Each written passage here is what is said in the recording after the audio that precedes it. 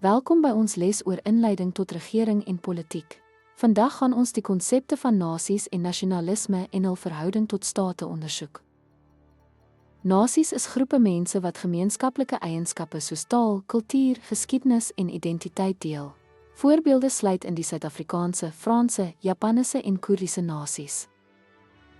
Nasionalisme is 'n politieke ideologie wat die belangrikheid van nasionale identiteit beklemtoon en die belange van 'n spesifieke nasie bevorder. Dit kan manifesteer as kulturele, etniese of burgerlike nasionalisme.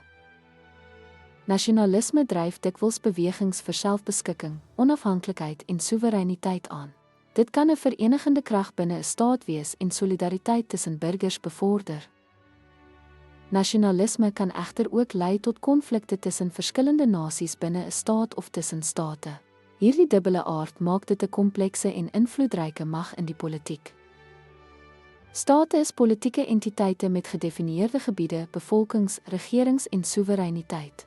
Nasies en nasionalisme kan die vorming en instandhouding van state aansienlik beïnvloed.